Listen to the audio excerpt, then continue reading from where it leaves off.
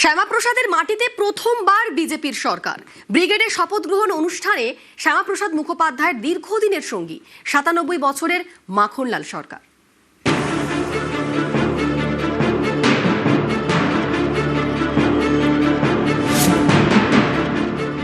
একটা স্বপ্ন পূরণ হয়েছে, শ্যামাপ্রসাদের ৩৭০ বাতিল হয়েছে। আরেকটা স্বপ্ন, শ্যামাপ্রসাদের রাজ্যেই শ্যামাপ্রসাদের দল আজকে বিজয়ী হয়েছে। উনি যেখানেই থাকুন, ওনার স্বপ্ন পূরণ করতে পেরেছি, এটি আমাদের গর্ব। আমি শুভেন্দু অধিকারী। বাংলায় প্রথম বিজেপি সরকার, শ্যামাপ্রসাদের মাটিতে পদ্ম চাষ। শনিবার ব্রিগেডে শপথ গ্রহণ।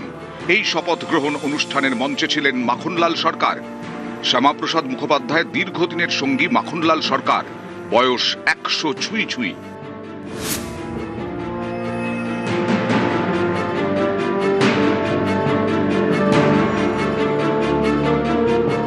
শাল পরিয়ে সম্বর্ধনা জানান নরেন্দ্র মোদী।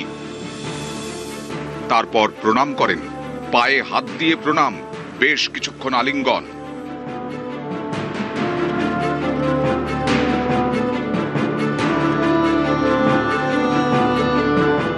নরেন্দ্র মোদী সোশ্যাল মিডিয়ায় লেখেন, কলকাতায় শপথ গ্রহণ অনুষ্ঠানে মাখনলাল সরকারের সঙ্গে সাক্ষাৎ করার সুযোগ হলো।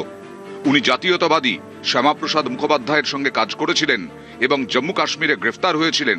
উনি আমাদের দলের জন্য জীবন উৎসর্গ করেছেন, পশ্চিমবঙ্গে আমাদের সংগঠনের প্রসার করেছেন।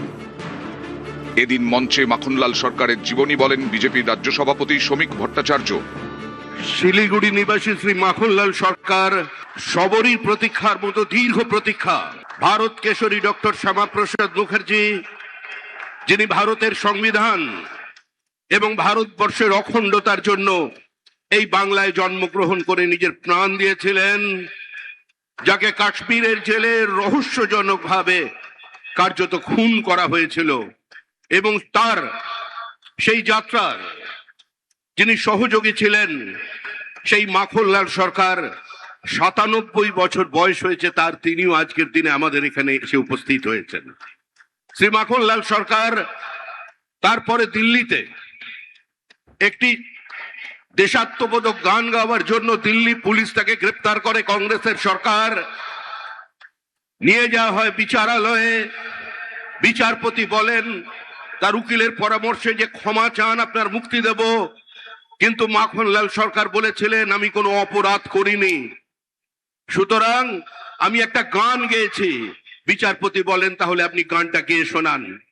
সেদিনের অপ্রাপ্তবয়স্ক মাখনলাল সরকার সেই গানটি গেয়ে শোনান, এবং তারপর বিচারপতি নির্দেশ দেয় দিল্লি পুলিশকে যে একে ফার্স্ট ক্লাস কামরা করে এর বাড়ি পর্যন্ত পৌঁছে দাও এবং ১০০ টাকা দাও রাস্তায় যাতায়াতের জন্য।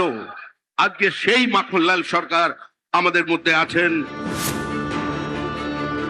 প্রধানমন্ত্রী পায়ে হাত দিয়ে বলল যে দাদা, আপনার স্বপ্নের পূরণের দিন আমার হস্তক্ষেপ আপনি কি মনে করলেন? তুমি এগিয়ে যাও, তুমি এগিয়ে যাও। আজকে বলতে হচ্ছে যে অবশ্যই আমরা এগিয়ে যাচ্ছি। প্রধানমন্ত্রী, আমি তো বলি, যখনই আসে শিলিগুড়ি দেখা না করে যায় না।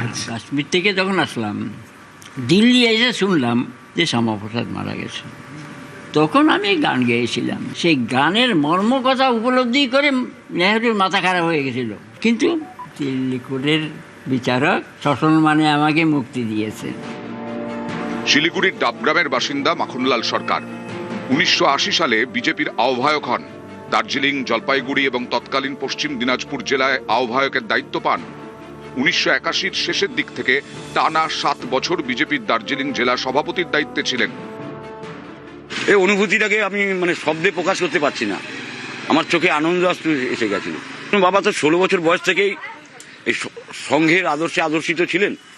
বাবা তখন থেকেই সংঘের খুব ঘনিষ্ঠ ছিলেন। শিলিগুড়িতে যে গুটি কয়েক মানুষ সংঘের সঙ্গে যুক্ত ছিলেন, বাবা তাদের মধ্যে অন্যতম ছিলেন। বাবা তখন হিন্দু মহাসভা করতেন শ্যামাপ্রসাদ মুখার্জির আদর্শে আদর্শিত হয়ে। বাবা শ্যামাপ্রসাদ মুখার্জির সঙ্গে কাশ্মীর গেছেন, বাবা কলকাতায় যেতেন, কলকাতায় দেখা করতেন। একবার দিল্লিতে গিয়ে বাবা গ্রেপ্তারও হয়েছিলেন রাষ্ট্রীয় গান গাওয়ার অপরাধে। গত বছর রাজ্য বিজেপির সভাপতি হন শ্রমিক ভট্টাচার্য। এর মাসখানেকের মধ্যেই যান শিলিগুড়িতে। মাখনলাল সরকারের বাড়িতে। এবছর এপ্রিলে ডাবগ্রাম ফুলবাড়ি বিধানসভা কেন্দ্রের বিজেপি নির্বাচনী প্রচারের মঞ্চে ছিলেন মাখনলাল সরকার। সেখানে শ্রমিক ভট্টাচার্য এবং দিলীপ ঘোষ তাঁকে সম্বর্ধনা দেন।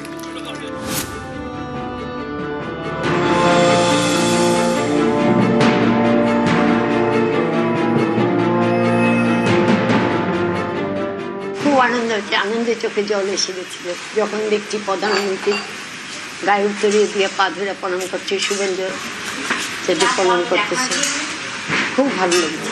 উনি ঘরেও দেখতেন, পার্টিতেও যেতেন, কোনো সময় প্রথম খারাপ কিছু দেখিও নি, আর নিঃস্বার্থভাবে পার্টি করে গেছে।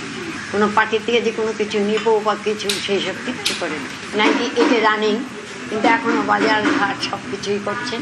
বিয়ের 3 বছর পরে শিলিগুড়ি আসি, তখন দেখতাম RSS করে, খুব ভালো লাগছিল, মানে মনে হচ্ছিল যে সামনে গেলে আরো ভালো হবে।